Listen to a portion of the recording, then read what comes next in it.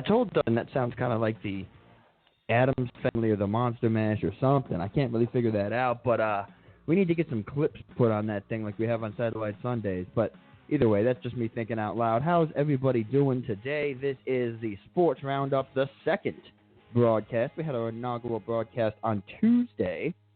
We have another one here today, and we're just waiting on Brianna to get in. Joe Danker, I believe we have with us. If we can get him on the line. If not, he's going to give us a shout. Joe, are you with us right now?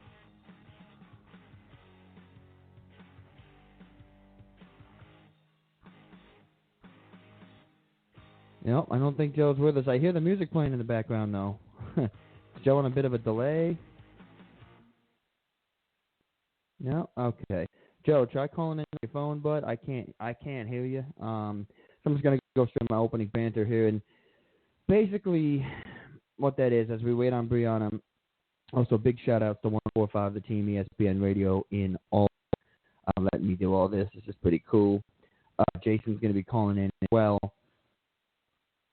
I just wanted to say that when is enough going to be enough? It's not really about sports. It doesn't.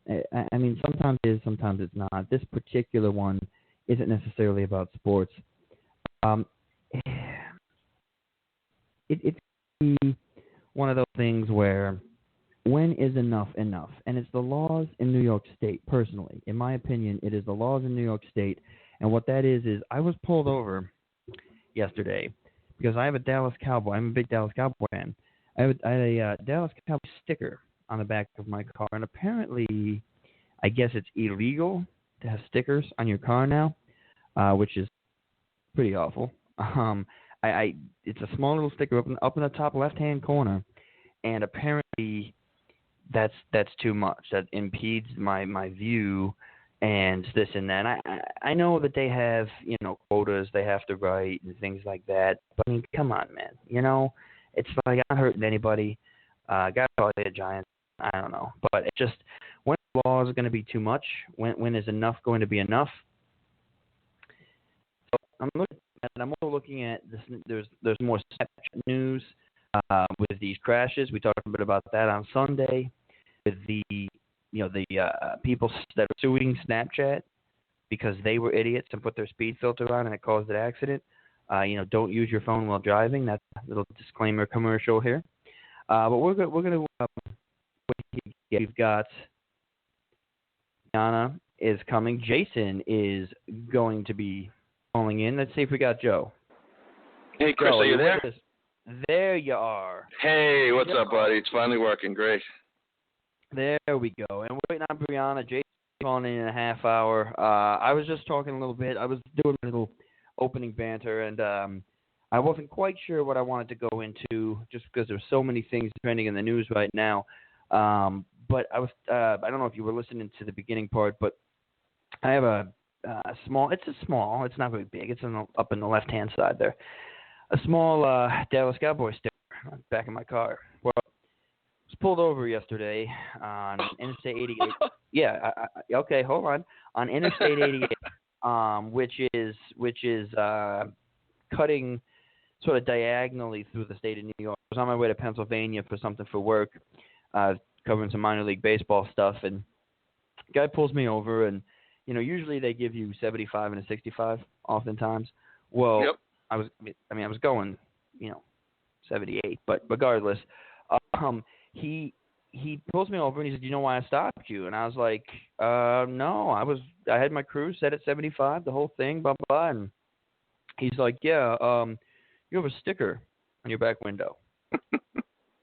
I was like, "Yeah, that's been there for 2 years now. Like, well, what's the big deal?" He's like, "Well, I don't know if you knew this, but in New York State, you can't have any stickers or anything on your back window. It impedes vision and blah blah blah blah blah." And now, meanwhile, I have a Jeep, so it's a big ass back window, and it's up in the corner. So like I can only see like 2 of the points of the star. So I was like, "Oh, it's not really blocking anything." He's like, "Yeah, but it's just the law," and I'm sitting there thinking to myself, this guy, it's the beginning of the month. He's not struggling to make his quota. Right. You know what I'm saying? So I'm like, was I speeding and he's cutting me a break, or what? So then paranoia starts to set in. I'm already going to be running late. And I know that in New York State you can't have tints. There's certain tints and things like that. Right. My buddy got pulled over and had to actually physically peel the tint off of his car with a razor blade on the side of the highway. So I'm sitting here thinking, am I going to have to take my Dallas Cowboys sticker off with a razor blade right here when I'm in the middle of something for work? I'm like, is this, going to do that? So no, he comes back. Yeah, man, hey, just go get your ticket fixed, blah, blah, blah, blah, blah, or go get your sticker fixed and be on your way. So I'm sitting here thinking, that was probably the lamest. He had to be looking for a promotion because basically he just hands me the ticket, and I'm on 88, which I'm not on very often. I mean, the guy's never going to see me again. He's like, you don't have a court date or anything. Just mail it in, plead guilty, say you had a sticker, and no mail, you'll fine him out. And I'm like, well, first of all, I'm not paying because I have a sticker on my car. I was like, that's on. But that's not happening. Second of all, no. I was like, but second of all, how does he know I'm going to take care of the sticker? I could just be like, yeah, man, hey, no problem, thank you so much, blah, blah, blah. Drive away and be like, F you, which I kind of did. But, it's one of those things where you just, I'm like, when is enough enough? And, with these laws, because I know Massachusetts, y'all got some laws out there that's ridiculous. But, yeah, I don't know. No, that's also crazy. Yeah. Well, I was going to say also. Yep. Oh, sorry. It was actually really good timing because you were starting with something and I was starting with something. I was going to tell you that there's that. We'll get back into that in 1 second. But speaking of cars, I was rolling through the whole thing, and I know that we talked a little bit on Sunday about the Snapchat speed filter and when enough is enough with that. Well, apparently there was another crash in Georgia, and I'm trying to get the actual news story here, but it says a couple sues Snapchat over car crash. It says. So I'm looking at this here, and it's like, why a company?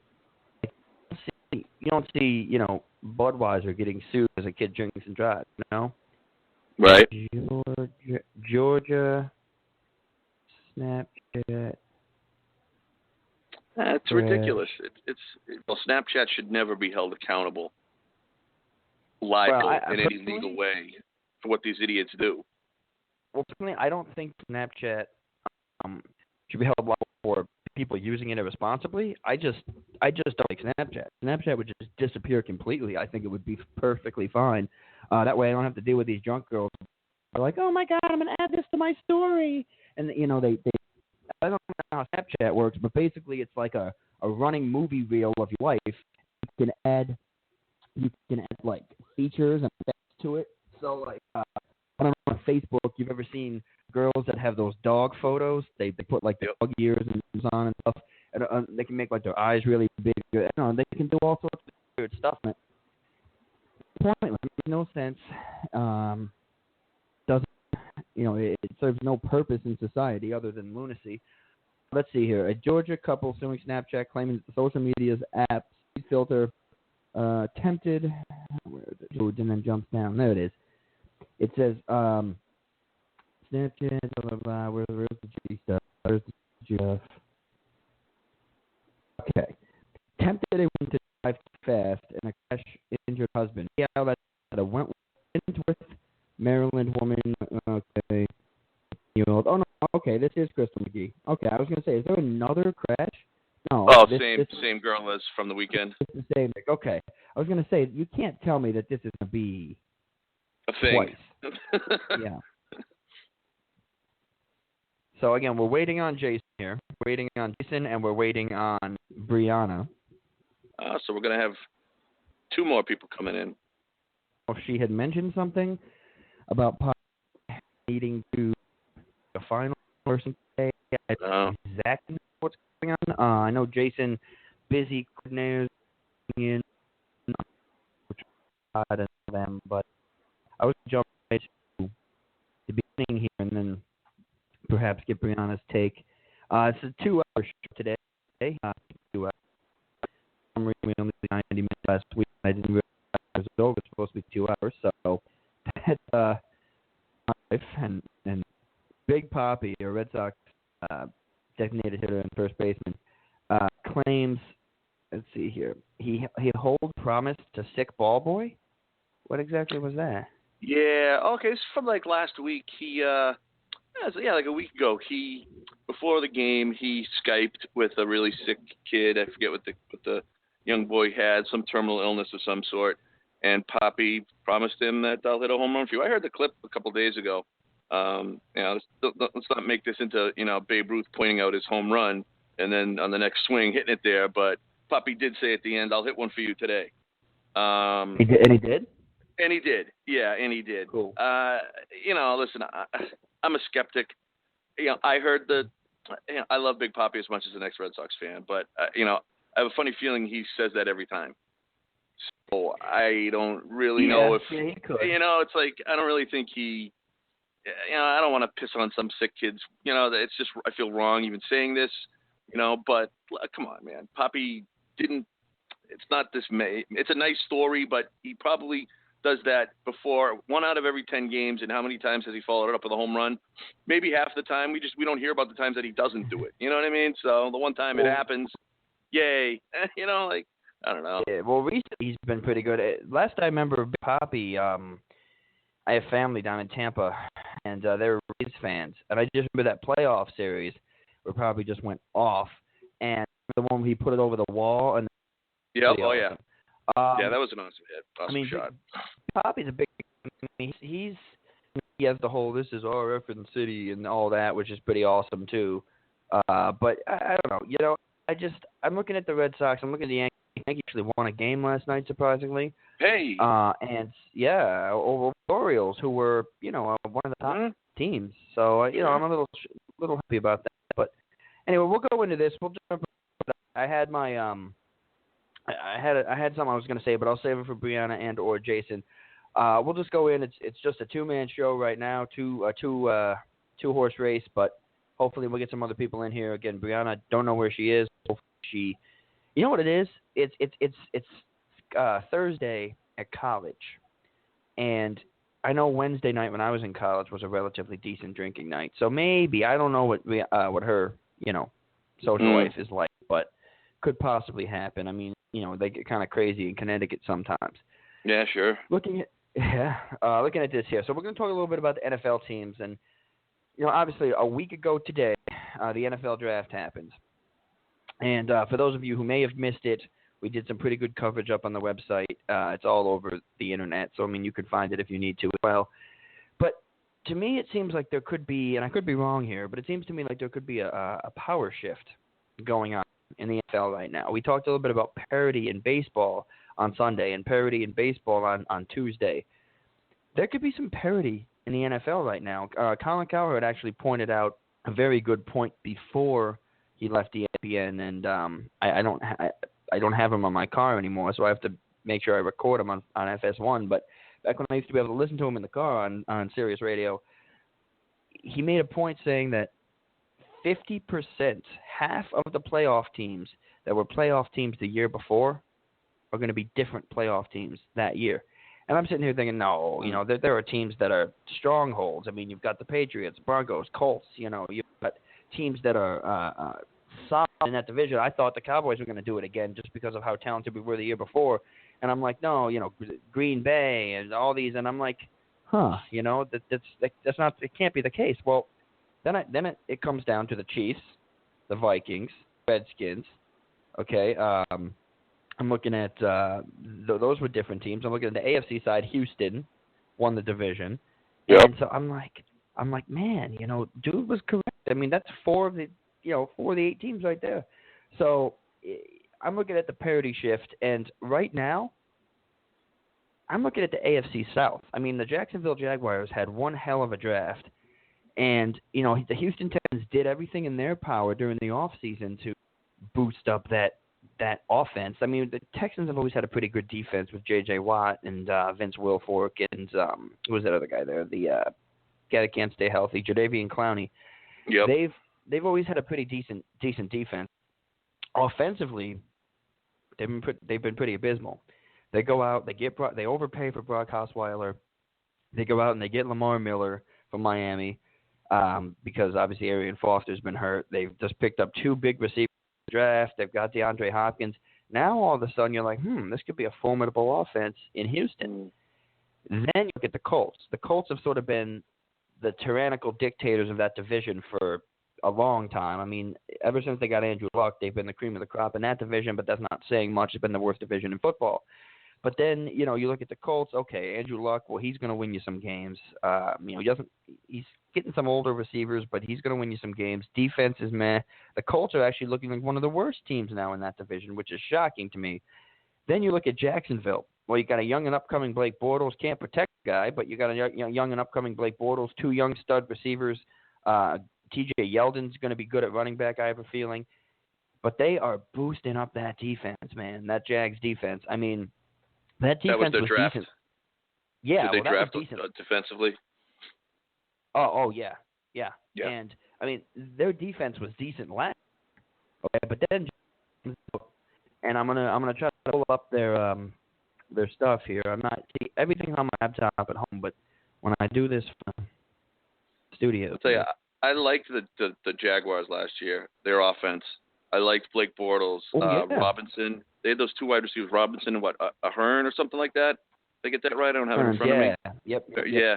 They get some. Bortles could throw the ball. He threw for maybe 30 touchdowns last year. No, he had a good year. I think Blake Bortles doesn't get the credit that he deserves. No, not at all. But the problem with Bortles, he can't keep his feet. I mean, he's on his back more than he's on his feet, unfortunately, because that offensive line. I mean, Luke Jokel. Everyone's talking about, Luke Jokel was going to be a bookend tackle in this league. He hasn't done anything.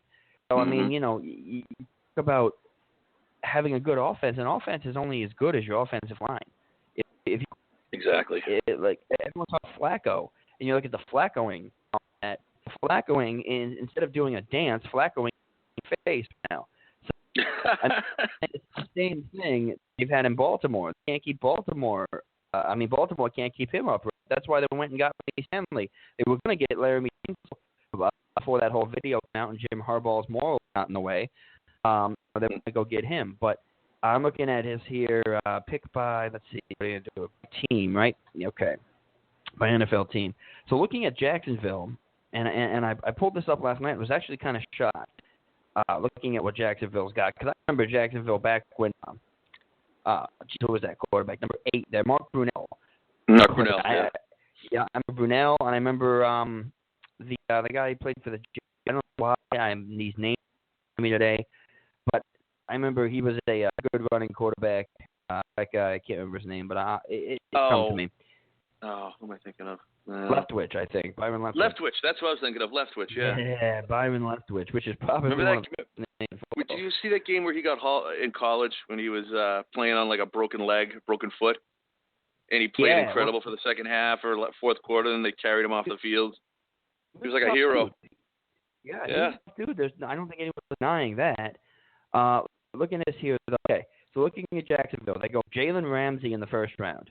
I mean, this is a dream scenario for the Jaguars. Mike Mayock says that Ramsey is arguably the best position player in the draft. Yeah, and he was available for the Cowboys. Ugh. Jaguars, Gus Bradley's, he loves long corners. Remember, Gus Bradley's the guy who found Richard Sherman. This guy's a special athlete. He ran track, he won the ACC long jump title. He's different skill set. He's a ball hawk. He's your shutdown corner. They didn't really throw at him in college, but unfortunately he lined up on both sides of the ball, so they kind of had to. He can play corner. He can play safety. And he's from Gainesville. Well, he's not from Gainesville, but he played in Gainesville, so it's right up the road in Jacksonville. He played in Tallahassee rather, so it's pretty much directly east. And so he's going to be good. Then you got Miles Jack, which I think was the steal of the draft in the second round, which also passed on. We all passed on. We had a shot at Ramsey and at Jack, passed on both of them to take Ezekiel Elliott and an injured Jalen Smith. So don't get me started on that. But he's an awesome pick. I mean, he could arguably be the most versatile player in the draft. He's an instant. Why did he fall to the second round, Jack? The knee concerns. He might need microfracture surgery on his knee, but right now it's a. And I know that they were saying that there was some fluid, there was some inflammation around the knee. I know he had a torn meniscus during the season and stuff like that, but they had actually on our station, one of the show hosts had strength and conditioning coach on, and he was saying no, if he were at UCLA right now, he'd be in spring ball. Like he's perfectly fine, like he's ready to go for camp, this and that. He needs the surgery. It's going to be a little bit down the road. So I don't know why Dallas passed on him. I think Jalen Smith, if he gets healthy, was a top 3 pick. I think it's an awesome grab for us if he pans out. Jalen Smith could either be a Pro Bowl linebacker in a stable Cowboys organization, or he could never play it down again. You don't know with all the nerve damage in his leg there, but right. We'll see. But Jack, he's a supremely gifted athlete. He can play the run game, the pass game, all that. Obviously his medicals are a concern, but if he stays healthy, a steal for the Jaguars. Then, round 3, they get, now if I butcher his name, I apologize, but Yannick Ngakoue, Ngakoue, and he's from Maryland. And he's a designed, really, he's a pass rush only guy. He can't be on the field for run plays. He's not the best run stopper, but he's just a basically quick, explosive, get after the quarterback kind of guy. Then Notre Dame played Sheldon Day in the 4th round, big run-stuffing defensive tackle, 6'1", 293. He's a one-gap penetrator. He's a refrigerator with legs. He's a good guy. Tyrone Holmes, linebacker. So they went cornerback, linebacker, defensive tackle, linebacker, quarterback, and defensive end. So the only offensive pick that they took was Brandon Allen, the QB out of Arkansas, and that's just for backup behind Chad Henne, because you never know. They can't keep Bortles up, right? And Henne hasn't been out, so it's good to have a third quarterback on your roster. So Jacksonville is sort of doing what they're doing what Rex Ryan said that he was in Buffalo and build Bull. That's what they're doing in that division. They are really building up that defense. They want to be tough, physical, nasty. But I'll tell you, the team I was more impressed with in that division, because I think Jacksonville is a few years out. I'm looking at this division, and you're like, wow, Jacksonville's been terrible forever. They have the coolest uniforms in the league, but they've been terrible forever. Tennessee's been terrible forever. Huh? Yeah, I do. Are you going to go with the Titans? Yeah? Okay. Mariota? Yeah. Well, yeah. I like Mariota better than Winston coming out. I thought he was brings a little bit more to the table. Obviously, Winston had the better season. That's partially because the team he was on better. Right. But I like what they did with Jack Conklin. This guy is a mauler in the 1st round. He is just an old school, hard nosed football player, and he's going to be across from Taylor Lewin on that line, and he's just one of those rip your head off kind of offensive linemen from Michigan State, 6'6", 308. And basically, he's just a bookend tackle. He's going to give a lot of blindside protection to Mariota. And then that run game with DeMarco Murray. And then who I'm going to mention in a minute here that they drafted. But then they got Kevin Dodd. Now, I don't know how much college football you watch, but not much. In that national championship game, Clemson, Alabama, Kevin Dodd actually had a better game than Shaq Lawson. And Lawson was the 1st-round guy. Dodd I think he had 5 sacks against that coveted Alabama offensive line in the national championship game. Kevin Dodd, he's a one-year wonder at Clemson. He didn't really play much before this season. He's long. He can set an edge, but he's a difference maker over time in the pass game. He's a project, but I like the potential of him. Austin Johnson, the nose tackle, Penn State. Then they take Derrick Henry. Now, Derrick Henry, they're claiming in Tennessee, is going to be like next to George.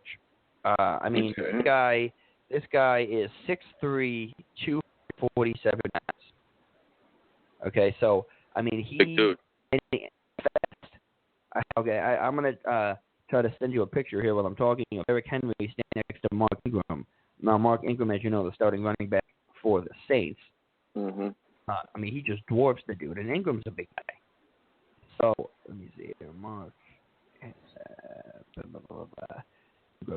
So, it's one of those things where Henry is going to be, I think, by the end of the season, I think Tennessee, they want to out-physical you. They want to out-muscle you. They don't want to be a finesse team. They want to get down in the trenches, get down and dirty, and be a hard football team. Kevin Baird, Middle Tennessee State's interception machine.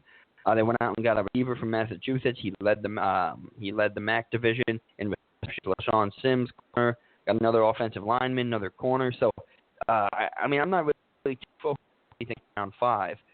To see what they need to do to go out and get a physical, hard-nosed football team. So I'm looking at this division now, and I'm like, well, this could be the worst division of football to perhaps one of the better divisions, not necessarily this year, but over some time. I mean, Jacksonville's got a lot of young talent. Remember, their number 1 pick last year tore his ACL. Who was that? So, Flower, his name was? Here. Send you this photo. I'm going to pull his name. But, yeah, I think you're onto something there, man. The South was brutal. Houston Texans. Let me start with the Colts. I really like Andrew Luck a lot. I've liked him since day one. He had a bad year last year. He was really injured. I still think the Colts are the team to beat in that division. I have very little faith in the Texans, namely because I don't think Brock Osweiler is much of a quarterback. You said they overpaid. Everyone thinks they overpaid for Brock Osweiler. I think this is one of the instances where the conventional wisdom is right. I mean, Brock Osweiler, he has all the tools, but he just doesn't. He's not really all that. He's just not that good. I saw him play against the Patriots, and they beat us. The Broncos beat us that game, but Osweiler did nothing to impress me. He went 5-2, I think, as a starter for the Broncos last year with that awesome defense, and he was really just asked to manage the game. I can't remember a single game where he blew it out for four touchdowns, 300 yards. I'm sorry, what was that? Some more games was against your Patriots. Sorry, say it again, Chris. One of the games was against your Patriots, though, that he won. Right. Yes, but he didn't impress. I mean, he was decent, he was solid, but he's not a great quarterback. Let's put it that way. He might be a decent game manager at best, or a good game manager at best, I think, with Osweiler.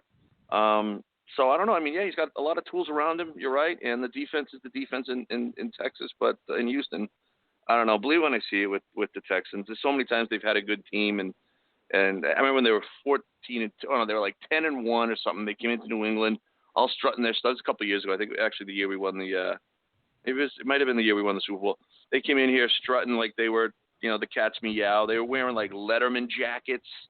Like, I don't know why. It was some kind of hokey little thing that their coach wanted them to do. I think it was Kubiak at the time wanted them to do. And we blew doors like 45-10 or something like that. They shouldn't even step on the field. It was that bad. And they went on to lose the rest of their games and blow out. And they had won so much, or maybe they won another one or something. They made the playoffs, but got blown out in the first round. Was it us that blew them out in the first round? When I think about it, I think it was. Was. No, a couple years ago. 2-3 years ago. Yeah, it was. It was, yeah. That leaves a taste in my mouth that they're a two-bit operation down there. I don't know. Well, Dante Fowler Jr. is who it was. Dante Fowler, gotcha. He was the number 1 pick. Their number 1 pick anyway. No, but I'm looking at Houston, and Houston won the division. Everyone was like, "Oh, Houston came out of nowhere, wins the division." Oh, and they lose 30-0 to the Chiefs. Mm-hmm. So I mean, it's. So I think this photo to you here. I think you may be onto something that I think, listen, those Tennessee and Jacksonville, they're building for the future. There might be a series. You're right. The Colts have dominated that division for a long time. Last year being the exception because of Luck's injury. But with Luck coming back 100%, the Colts should still dominate the league. But with Tennessee and Jacksonville making moves to build for the future, we could see over the next year or two a changing of the guard, at least within that division. And I would hope so. I like the Colts, I like Luck too, but they're just a boring team. They have boring uniforms. They have a boring-looking stadium. They have a boring logo. They're just a boring team, in my opinion. Andrew Luck he brought a little bit of a flair to the team, I would say, but they're just a boring organization. And I want a team with a cool uniform that's young and upcoming and trendy and all that to be the top team in that division. By the way, I posted in the group chat there the photo of Henry standing next to Mark Ingram. Oh my God! You see the size of the dude, and that's Mark Ingram in the jacket there. Okay. Yeah. So Henry is an absolute You can bear. eat him. I mean, yeah, he is an animal. So I think, and he's fast. So I think that he will end up, I would think, being the starter by the end of the season. I really do. And I say that because, I mean, he ran. Let's see, what did he run at the combine? Pull this bad boy up. But I mean, it's going to be one of those things where they got the two-headed monster. But DeMarco Murray, we know how physical he is. Then you've got obviously this guy. I mean, and he ran that size. He ran a 4.54 combine. The weird thing is only 22 bench reps though, which is strange that a guy that size only have 22. 37-inch vertical. He did the 60 and 11.5, the cone 11 stuff. I mean, he's all the measurables. I think Henry's going to end up being this guy there. But looking at here, I think that something. Not only is the AFC South possibly going to put two teams in the playoffs, one wild card and one division winner, like we saw the North do with Cincinnati and Pittsburgh last year, they could also be a facilitator for other teams' futures in playoffs. And I say that because you look at Dallas. Okay, one of those running backs is not going to be there, whether it's McFadden, whether it's Morris, whether it's one of the others they got on their roster, Dunbar, they've got Rod Smith, a couple of guys. You also have to look at DeMarco Murray and Bishop Sankey. Okay, Sankey is sort of the odd man out right now. And there's a chance he doesn't make the cut.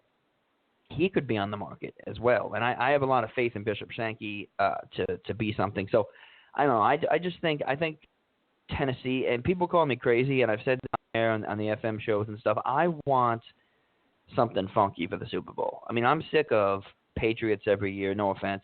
I'm sick of Seattle. I'm sick of, these teams where it's like, all right, well, Patriots are good again. Seattle's going to win it again. Even Denver, they've been consistently good. Denver, I'm sick of Denver. You know what I would love to see? It would be a ratings nightmare, but I would love to see, Detroit, Cleveland, or something like that. Oh, my God.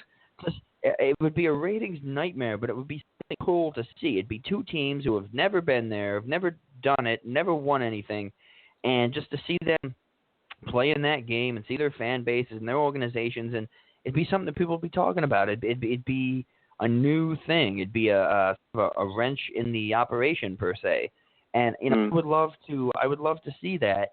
Or I mean, anything. You could even go. Hell, you could even go. I don't know. Cincinnati. I'm not going to say Philadelphia because I don't want any team in my division to win it. But let's go.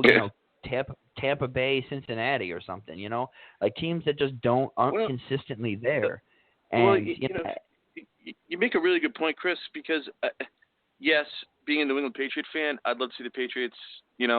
Be the Super Bowl every year, of course. But the way the NFL is set up, the way the whole gig is set up, through the collective bargaining agreement, through the scheduling, through drafting, everything, it's all designed to produce what you're looking for, to produce parity, to produce two new Super Bowl combatants each year. That's what their ideal is. I think the NFL, well, they probably wouldn't love to see Detroit, Cleveland because of the markets, but they would love to see new teams every year. I bet they'd love to see, forget 50% like Colin Cowherd said, I bet they'd love to see 75 to 100% of the playoff teams change over year to year.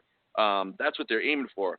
And they've partially created that, because here we are talking about Tennessee and Jacksonville, and they're the dregs. They were the dregs, but look what they've done through the draft, through high draft picks, and some good coaching and some good play. We're talking about them as possibly being on the come up.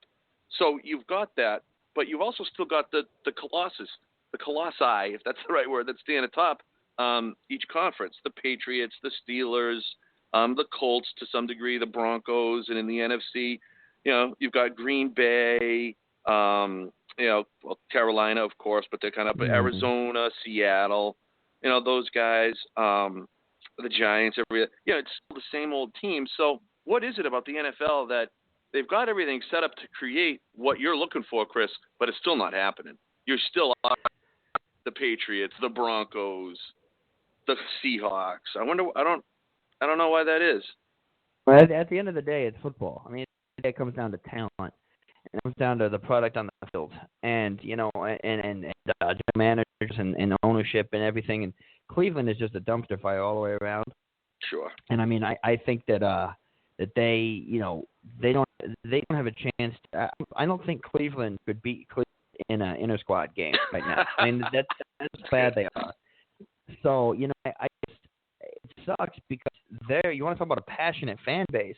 That Cleveland, right. I know a lot of Browns fans, and they're a very, very passionate fan base. And it sucks because they don't get a chance to really do anything, unfortunately. You know what I'm going to do? I'm going to type and paste this number, and we're going to put a quick dial here. You know what we're going to call? We're going to call Brianna and see if she's awake. I just figured out how to do that in my little system here. Ah. Yeah, let's see here. Where's Brianna? She knew about this show today, right? Oh, yeah. But she's, like I said, I'll cut her some slack. It's college, but yeah. I'll give her I'll shoot her a text. But, well, basically what I'm doing is I'm buying time here. Dustin is going to be calling in at 12 because he's going to talk about the Tom Brady thing with you and about why he feels Brady is not the greatest of all time and why he feels he's not even as good as Peyton Manning. That's something that's going to be an interesting debate to hear, simply because Dustin gets kind of animated on the line, and you know, I think that would be interesting. So here's what we're going to do. It's a 2-hour show. I'm going to take a quick. I'm going to pay some bills, drink some mimosas, wake up a little bit, play some commercials. We'll be back after this. When we get back, we'll talk a little bit about the bad officiating in the MLB playoffs, and then there's something I want to talk about a little bit about the NCAA and how it's become a business and how I can't even play an NFL sports game anymore on my Xbox because of it. So we're not usually going to set up commercials on the show, but when there's two people, it's kind of hard to go back and forth. So we're going to run some commercials real quick. We'll be right back right after this. The only thing more exciting than watching sports is being a part of the action, working in a career in sports broadcasting. And there's no better place to get the training you need than at Connecticut School of Broadcasting. We've placed thousands of grads in rewarding careers coast to coast. We're enrolling now for day and evening classes that begin soon. Connecticut School of Broadcasting with 12 East Coast campuses from Massachusetts to Miami. Visit GoCSB.com. Snowfall might be over in New England, but what about next winter? Don't get caught off guard with a damaged plow once that first snowflake of the 2016 winter hits. Go talk to Andy Borque at Northeast Snowplow Repair. After repairing plows for more than 20 years, they have established themselves as the #1 snowplow repair spot in New Hampshire. Call 603-627-9053 and tell them Overtime.News sent you. Unexpected reactions to smart financial decisions brought to you by feedthepig.org. Well, I finally did it. I improved my credit score. You're kidding, right? No. How are we supposed to be the bad boys of electro-synth pop if you're out there being responsible? The band is about to be discovered. This is our year. Yeah, you've been saying that for a while now. You think anyone in the Rock and Roll Hall of Fame was worried about their credit score? I never really thought that. Of course they weren't. Rock stars aren't supposed to think about that kind of stuff. We're supposed to think about how many guitars we've smashed, write aggressively sensitive power ballads, start questionable fashion trends, tragically break up and blame creative differences. All right. I thought maybe it was time to take control of my finances, you know? Start using a budget. Get out of debt. Set some goals.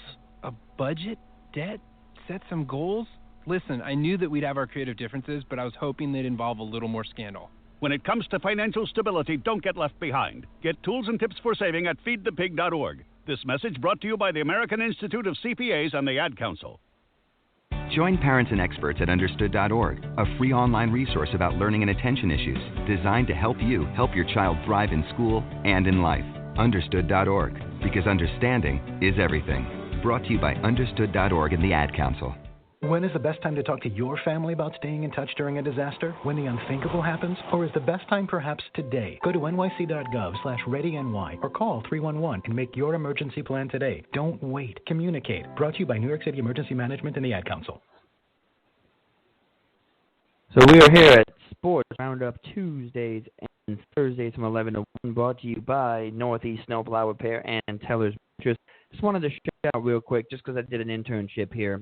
There's Scaricon coming out. Now, Scaricon's not where I did the internship. I'm just saying it's in Springfield, Mass., which is where I work. But Scaricon, New England, which is at the Mass Mutual Center, Springfield, June 3rd through 5th, 2016. Go on and check them out. They have celebrity guest Ernie Hudson. He's best known for his role in the original Ghostbusters. He will be available for meet and greets. There's also special celebrity guest Myrtle Kidder. She's appeared in memorable films. She'll be there as well. Also go out and check Tracy Bellew and Frank Conniff. They're famously known for their roles in several murder mysteries as well. So go check them out. Again, it's June. They're about 4 months too early, but it's June 3rd through 5th out there in Springfield, Massachusetts. When I was saying I did the internship, it was I actually worked at a radio station that was inside the Basketball of Fame, and which I thought was pretty cool. It was the Average Joe show. It was a CBS sports radio show. They worked 3 or 4 days a week on there, 5 to 7. No longer a show. They had 12 years on air. They just actually ended in 2016 in February, I believe, was their last episode. So those guys did a lot for me, helped me out a lot. Coming out of Connecticut School of Broadcasting was my first real gig, and it was great. They taught me so much. So Kyle, Tony, Buster, those guys, Average Joe, the memories we create with them. Again, waiting on Dustin here to get into the Brady thing. Texted Brianna. We'll see what happens. Jason said he's calling in. We're talking a little bit about the bad officiating in the playoffs and the NBA playoffs. And, how many of these games now are going to end with just awful referee decisions? I mean, we saw the Spurs game and that crazy finish in the Spurs-Thunder game that was, I think there was, 12 different errors, something like that happened at the end of the game. Then Kyle Lowry, I understand that they lost the game, but Kyle Lowry hits like a half-court shot or something like that. So he was clearly out of bounds. I mean, his foot had stepped on the line out of bounds. And, they get these things right in college. They get these things right in baseball. They have the whole review process in football. When you're in basketball in the playoffs, I don't think I see a review in the NBA in the regular season. I don't think I've ever seen one. And now all of a sudden they're going to the review booth and they're still getting the call wrong in the NBA. And it's affecting games. It's affecting players and decisions. And it's just like, when is the NBA going to get up to times with technology here? Yeah, they're screwing it up. If they have replay, what are they screwing up, Chris? I'm asking you, because if they have replay in the playoffs, why are they still screwing things up so badly? I guess is the question. Well, are they not interpreting this? Yeah. Well, they don't have the, like in football where they go under the hood and they get a call from the people in New York and they get a call from upstairs and the whole thing. Basically, just go over to the scorer's table and watch the replay monitor, and sometimes it's tougher to see. I don't know. It's really, basketball is one of those things because if like a ball is coming off the fingertip, it's tough to tell if they got it off in time, before the clock. It's just tough to tell if we're still in their hands. The replay, when they slow it down that much, it's a little bit more blurry. And I don't know. It's one of those things where the NBA for a while had terrible officiating, and it's unfortunate because the NBA is obviously the best league in the country, but in the world, they are consistently just terrible. I don't know how else to explain it. Kyle Lowry a little bit about it. I'll pull that up in it, but I would think that the NBA, they need to get it right here. Yeah, they certainly do. For a long time, NBA officiating, playoffs, regular season, either way, has been a joke. And we also know that, let me explain why. Because LeBron, Steph Curry, KD, they get the calls. D-Wade, we know they do. We see them travel and it not get called. We see the phantom fouls that get called against, not on them. But we see that star treatment happen in the NBA, and it's kind of silly, but it's pretty obvious. NBA refereeing, it seems to me, more so than any of the other major sports, that it's a subjective process rather than objective. You could call a foul on almost any play in the NBA. And in the playoffs, the refs are known to sort of bury their whistle. For the NBA playoffs are more physical. NHL playoffs are the same way. You're going to see things. I can't say the NHL, they put their whistle away with blatant fouls, but in the NBA playoffs, they do let the kids play more, so you get a more physical product. Beyond that, I don't know why don't they have a sophisticated replay system like all the others, It's tougher in the NBA though, because the game is so much more fast paced, and it's one of those things where they just don't have it in place to, like the NFL has, to go under the hood and do all that stuff. I don't think that there's as many plays. Put it this way, it's kind of like in the NFL when they say that technically they could call holding on every single play if they wanted to. Yeah. Same thing with the NBA. There's hand checks, there's physicality, there's what could be considered a foul on almost every single play, and it would just bog the game down. It would slow it down. But these refs, I think part of it, they're looking at it knowing it's the playoffs, and they're sort of, in my opinion, maybe psyching themselves out a little bit because they know that some of these decisions are going to affect outcomes of games, and they're going to affect outcomes of full franchises. The Lowry thing, they ended up losing that game, but the game went to overtime. It shouldn't have been in overtime. Right. The same thing with the Spurs thing, that there was like 10 different fouls. That game should have ended differently than it did. Now I'm happy it ended the way it did because it was exciting, but that game should have been a traditional ending with a foul call, free throws, the whole shebang. I like tradition. I like to be different. I like chaos per se, but I also like tradition, and I don't like you said, they bury their whistle in the playoffs. Not something that I think I like to see. I know that growing up on Jordan and the Bad Boys and all that. Well, that was a bit before my time, but watching them as a kid, the game was a lot more physical back in the day than it is now. The 10 checks and things that they do now. Guys like Ben Wallace were putting you on your backside back then. So you can't, now it's a flagrant one and all that stuff because, the game is soft now, in my opinion.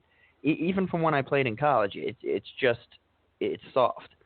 And so I think that a lot of the times these refs, you put the referees in football, in basketball are different than in football. In football, the guy with the white hat that goes under that hood, he looks at it, he has his opinion, but he is basically told from the officiating staff in New York and the officiating staff upstairs what the correct call is. He's saying, nope, this happened, go out there and make this call. In the NBA, you have that element of human error.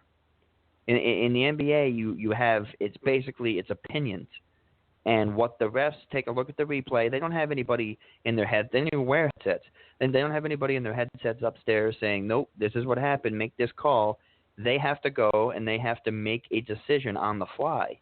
And sometimes they either don't make a call because they don't want to be the scapegoat, or sometimes they do make a call because they want to be, I'm going to show them. I'm going to make that call because that was a foul, and I'm going to do this. And a lot of the time, you put human error in anything. And we're humans. We're basically troglodytes. We're gonna mess it up. That's just what humans do. We need technology. We need replays. We need other people to tell us what to do. You get three guys together, and if all three of them disagree, well, then the head guy's just gonna make his decision. We need somebody or something to sort of tell us, what to say and what to think. That's just what we do. Exactly. We need structure. And I just all these bad officiating things here on Google, and it's just, I think that the win probabilities have been affected really by officiating, because you can't tell me that guys like Kyle Lowry are going to get the same calls that LeBron James gets. LeBron James he's hands down the most physical player in the league. He's at the foul line more than anybody else, at least based on what I can see. You can't breathe on LeBron James. You know, so it's and it was the same thing with Jordan. It wasn't to that degree, but it was the same thing with Jordan, where these guys are just being pampered left and right. And Steph Curry's the same thing. You look at Steph Curry sideways at the free throw line.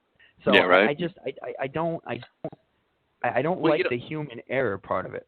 Yeah, and I think that's really you really identified what the problem is, and it's also the problem with hockey is you're asking the system right now in the NBA and in the NHL is you're asking referees, I think if I'm interpreting this correctly, you're asking referees to go check on their own call. Human nature is such that you aren't going to want to go reverse what you saw because it kind of invalidates your job, what you're doing. You know, if you have to go look at a video replay of a call you made, or even one of your guys, let's say your team, your crew made, and you go look at it and you were wrong, and you come out and you reverse the call, it kind of invalidates what you – it's hard to do that as a human being, to say, whoops, I screwed up, reverse the call. It's not impossible, and of course it happens, but you're less inclined to do so. What you need is that objective voice. What you need is a system like they have in the NFL, where they do have someone who's looking at it from New York and can objectively, who's not involved, who didn't make any kind of call, who's just going to look at it completely objectively and say, this is what happened on that play, this is what the call should be. And then tell the refs on the court what the call should be. That's what you need. You need an objective set of eyes making the call with the authority to say, hey, that's the call. You can't have guys checking on their own calls. It doesn't lend itself to a good system, I think. Well, because that could be an error type thing. That could be a human ego, rather, is the word. Exactly. It could be, well, I thought it was right, and what he's telling me it's wrong. You know, so it's just one of those things. I mean, I'm not as well versed, honestly, on the NBA as other people. I watch it for the playoffs, and I follow Celtics. That's about it with the NBA, unfortunately. The reason I got in there, I'm waiting for Billy Flynn, Jason Coordinator, is going to call us. He's going to talk a little bit about he's upset what Pacers did. And as you know, the Indiana Pacers decided not to bring Coach Frank Vogel back. Frank Vogel, he basically turned this Pacers organization around. And he was just fired by Larry Bird today. Yeah. It's Larry Bird, famous Celtic, this and that. Not quite as happy with his managing as I was with his playing, but me neither. Jason's going to at 12 o'clock he's going to give us a shout and talk about that a little bit. But you look at the state of the NBA right now, and we look at some of these games and about how the East was a little bit closer, the games were a little bit closer. Well, we had that Hawks game last night that was a complete blowout. I mean, it was the Cavaliers are looking poised and ready to go right now. I don't think anybody's beaten the Cavaliers in the East. Again, I don't think anyone's beaten San Antonio in the West. I mean, not San Antonio, Golden State in the West. I mean, you look at Golden State, and they were down by 11 in the fourth quarter. They outscored Portland 36-10 in the fourth quarter, and they don't have Steph Curry. So, Right. I mean, that team is it's going to be a repeat of last year's finals.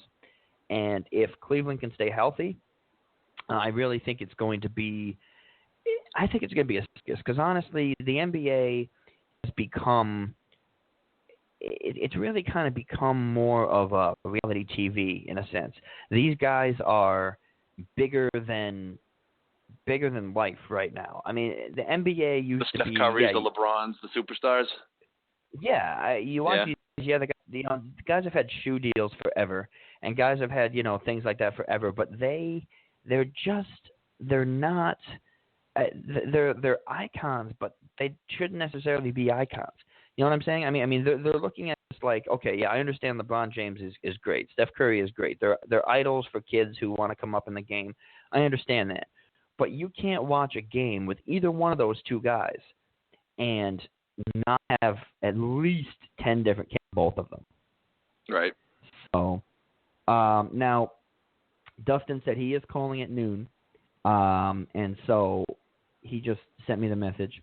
He's going to be calling in at noon. Jason's also calling in. Just wanted to, so we got about 4 minutes till the two of them on the line. Just kind of wanted to talk a little bit here about, now, NBA, do you... I don't know necessarily what your sports are or what you really watch. Are you an NBA guy? Or no, I'm not. In fact, I think, Chris, what you said about your fandom towards the NBA is almost identical to mine. I'm even worse. For about the past 3 months, I've jumped back on the NBA bandwagon. mainly because the Celtics were good. You know, when the Celtics are good, I get into the NBA. I don't only get into the Celtics, I get into the NBA. And I used to be a huge fan. I lost interest for 10 or 15 years, really, man. Even back in 07 and through 010 when the Celtics were good and competitive and won one, I was into it a little bit, but I wasn't into the NBA. This year I'm getting back into the NBA, and what a exciting sport basketball really can be. I actually love watching a game now. If I can watch a game of two teams that I have no rooting interest in, really, not a Boston team, and be entertained, then I'm into it. And I've been doing that lately with the NBA playoff games. So I'm back on board. But if I had to rank my sports viewing, NBA is at the bottom. Hockey, it goes football, baseball, hockey, basketball. Football's number one, baseball's number two. I'm a big hockey fan. The playoff hockey is unlike any other viewing experience in my life. Overtime in the playoffs is just a thrilling. It's so fast for hockey, paced. right?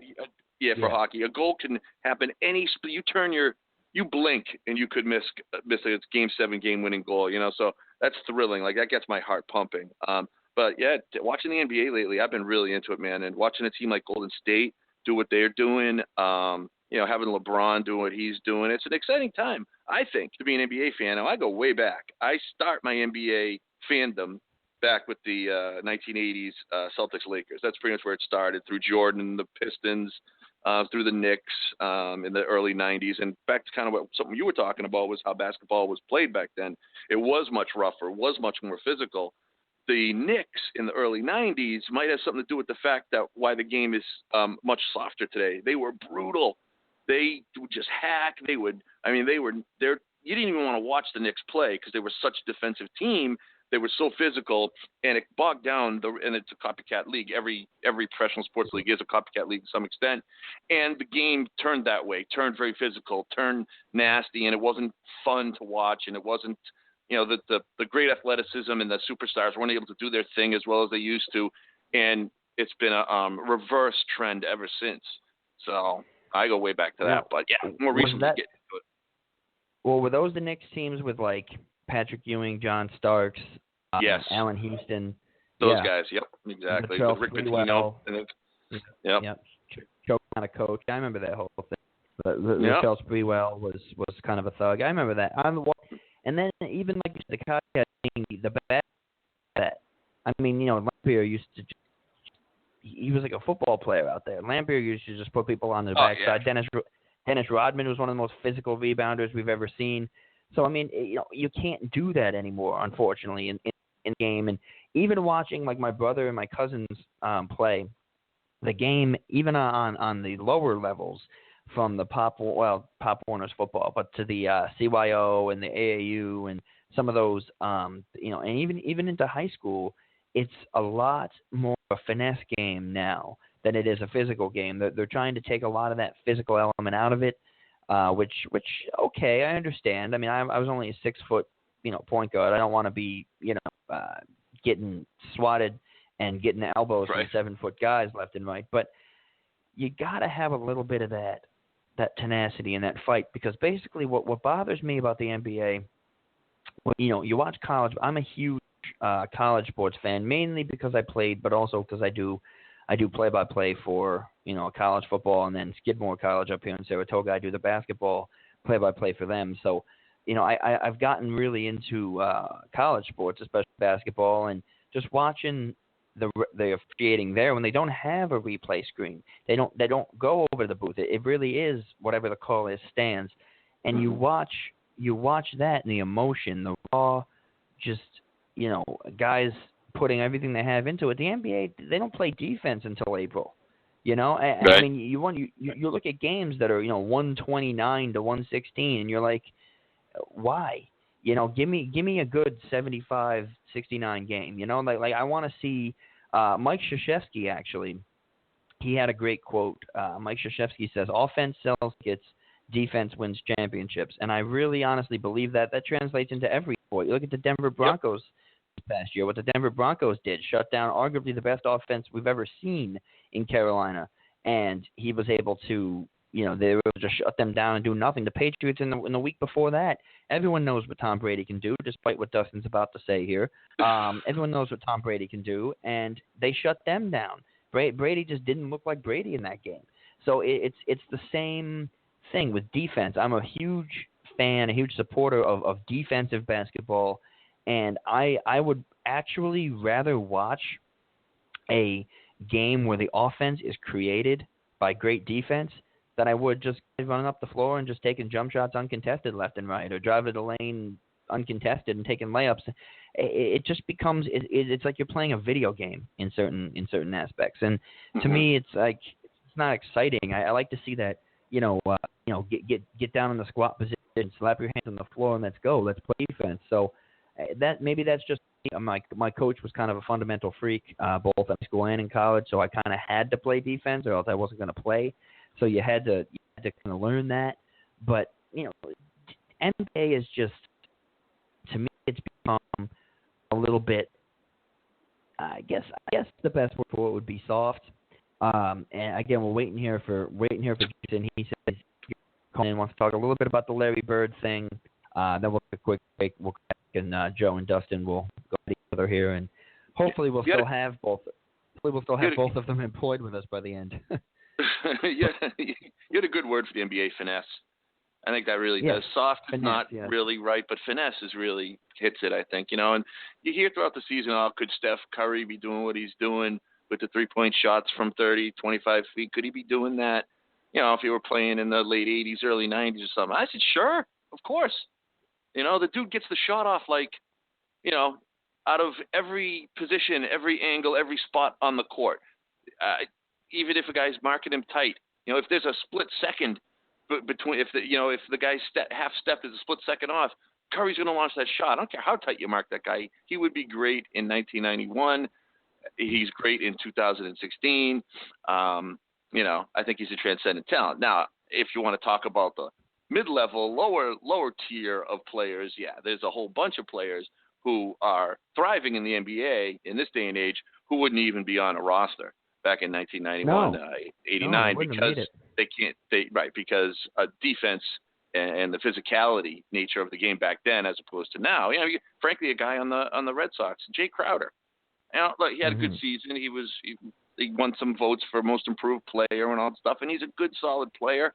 But his offense, he's got nothing, and he averaged 14 points in the regular season. Back in 91, I don't even think you'd see that guy because he can't create his own offense.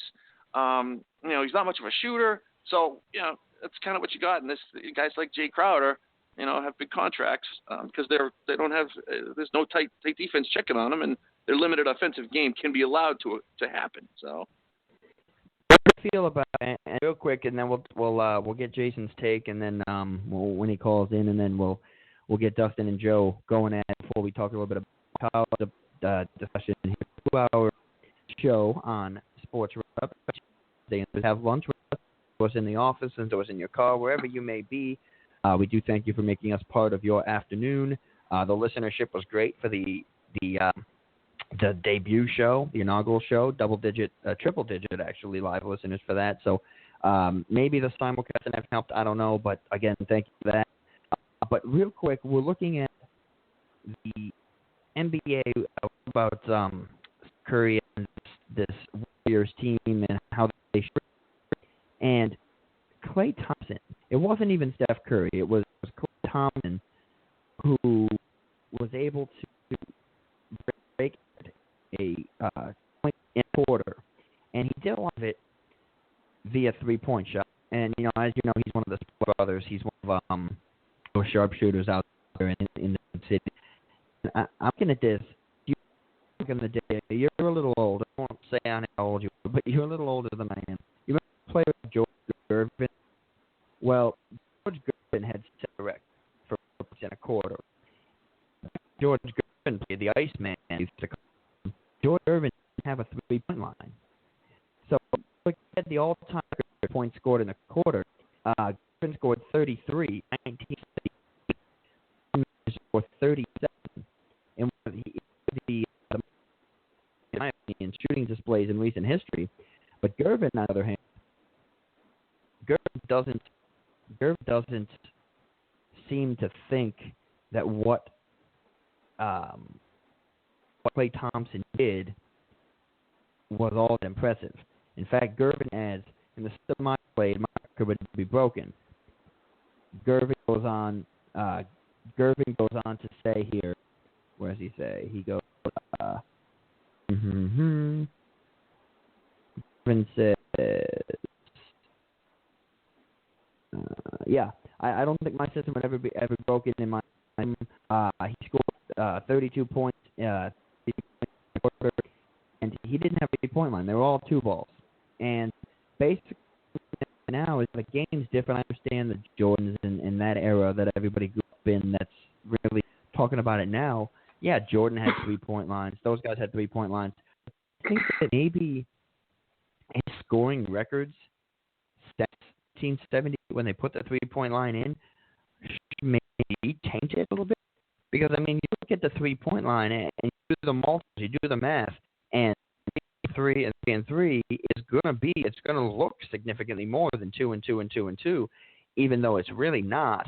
And, I mean, do you think guys like Gervin, who set these records just scoring with, the 2-point line, is not having a 3-point line, do you think that there should be an asterisk next to something like what Klay Thompson did, saying, yeah, he broke the record, but he did it shooting the 3-ball. Gervin didn't have that opportunity. Hell no. No? Hell no. Nah, no way. No way. I mean, I missed what you were saying, and I hadn't read about it. What did Gervin say? He said that... Gervin, he said... Let me back up here. He was asked in his... Kind of a rude thing by a reporter to ask, but he was asked in his Hall of Fame induction, he says here, what he thought about Klay Thompson, scoring 30-something points in a quarter, 37 points in a quarter. And Gervin says that, he says, where did I have the quote here? He says, I don't feel like he broke my record. He says, I feel like he set a new record. Set a record for the new NBA. He says, I'd like to see him try to get 37 points or even 33 in a quarter where there was no 3-point line. He says, and I actually did a story on this, and it's one of my food for thought articles, and I can send it to you if you want. I did the math, and if Klay Thompson, all those points that he had scored in that quarter, if they were only 2 balls, would have only had 16 in the quarter. So he wouldn't. Is that right? Wouldn't even have been. Yeah, he wouldn't even have been close. So I mean, I'm looking at it. Okay, whatever. Then Gervin goes on to say, he says, think about it. He says that it's like we're going to have a race, and you start at the 50-yard line, and I start at the 1-yard line, and we're doing a 100-yard race. He goes, it's not even, which is a solid point. I understand that. And he says, in my system that I played in, the record will never be broken. Now, I don't know if that's an egotistical thing to say. I don't know, but in a way, possibly it's true, because we're never going to know that, because we do have a 3-point line now. For those of you who may not have seen the game, he ended up finishing with 58 points that game, but he scored 63, but he had 33 in one quarter. You look at Thompson's outburst. Thompson had made 3 of his 9 field goal attempts in the first half. He came out and went 13 for 13 in one quarter. Okay, but you look at the 3-point lines, and I'm looking at what did he do here? I think he hit 7 threes in a quarter, something like that. And had he hit 7 twos, that's 14 points. Okay, 7 threes, well, all of a sudden you're up in the 20s. So it's like, the difference between the 2-ball and the 3-ball is completely different. Gervin also goes on to say here, he says that it was pretty impressive. I'm not going to take away from him. He's a great shooter and a great kid, but honestly, I feel like maybe there should be an asterisk next to the record. He set a record for the new NBA, not the NBA that I played in, and that I'd like to see him get it in my system. So, honestly, there should be an asterisk next to Klay Thompson's record? Well, you know what? I'll tell you what. Now that you've laid it all out in front of me, he does make a case. You do make a case, and Gervin has a case. But if you're going to you can't do the asterisk, because it's the game. The 3-point line came in the 80s. Every record, every scoring record, everything from that point on would have to be looked at through the lens of point line or not a 3-point line. There's other scoring records. I don't know them off the top of my head, but there's other things. The game is completely impacted by the fact that you can get an extra point by shooting it from whatever it is, 22 feet. Okay, so it changes the whole nature of the game. So to put an asterisk just for this one record, I think is foolhardy. You'd have to look back at a ton of records and say, oh, is this scoring record? Is this, let's say, how many points did Kobe Bryant finish with? Oh, do we need to put an asterisk there because 1,500 of them were from 3-pointers? We have to just chop, so you can't do the asterisk, but that doesn't mean that it's not a valid point. Actually, I feel like I'm sitting on the fence on this one, which I don't like to do. But Gervin does have a point, but I just don't think you can go all the way with his point and do what he says we should do with it, because you'd have to change too much. Yeah, and the Iceman was one of the best scorers I think we've ever seen. But again, he played back when the courts looked funky. I'm not used to seeing a basketball court without a 3-point line. Obviously, that day they wore the short shorts and they didn't have a 3-point line. Jay's comments when we come back. We're also going to get Dustin calling in on the line. I'm going to give him back to call in here. When we get back, we're talking a bit about how NCAA has become a business, how much taken the whole amateur college aspect out of it, and I'll get into that in a couple of minutes. Also, should they pay the players? Should they not? That's been a debate that's been hot throughout sports for the last several years now. Also, the last thing, we're going to get a little bit more into NBA talk and then have the closing banter, but I want to save some time here for Dustin and Joe to kind of go at each other. So we'll be back. We're going to pay some bills, drink some beers, and you are listening to Sports Roundup. Dear John, I was hoping it wouldn't come to this, but you've left me no choice. I'm leaving. Uncontrolled high blood pressure is really serious, and lately you seem to really not care.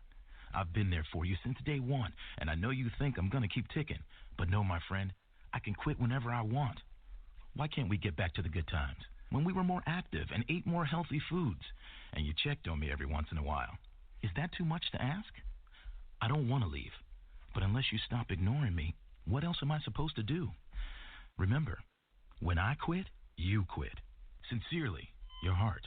Listen to your heart and don't let it quit on you. Doing the minimum to control your high blood pressure isn't doing enough. High blood pressure can lead to a stroke, heart attack, or death. Get your blood pressure to a healthy range before it's too late. For help keeping yours at a healthy range, text PRESSURE to 97779. A message from the American Heart Association, the American Stroke Association, and the Ad Council. This is why you work so hard to pay the mortgage. Because home is more than 4 walls and a roof. It's that porch swing on a summer night. It's pajamas with feet and everybody over for Sunday dinner. And that old stuffed chair in the living room you just can't get rid of. This is why you work a second job. This is why you learn to fix things yourself, so you could save on repairs.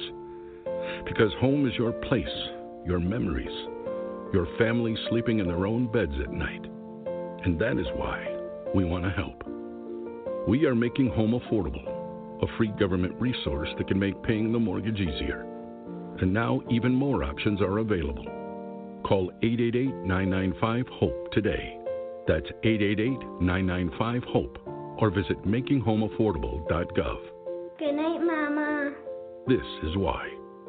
Brought to you by the U.S. Treasury, HUD, and the Ad Council.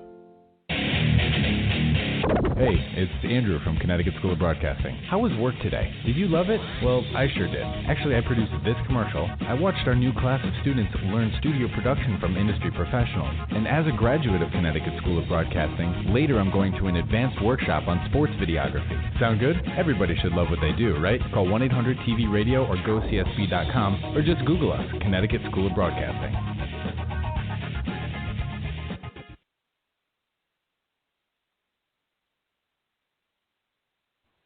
So we're back into this here, Sports Roundup, and we're going to get Jason's take a minute. Jason, unfortunately, is at work. Is going to call in, so we've got to jump back to the NBA. We'll talk a little bit about the NBA afterwards, because I'm going to talk a little bit about college basketball and try to tie the whole thing in. First, on the line we have Dustin and we have Joe. I just kind of want to play this. I know I played it on Tuesday. Kind of want to play it again here before I get Dustin's take. Brady's in the gun. Collie and Tompkins left. Brady throws it to the end zone for Ken Brown. Tompkins leaping. Touchdown! Patriots! Ken Brown! Tompkins! Brady's back! That's your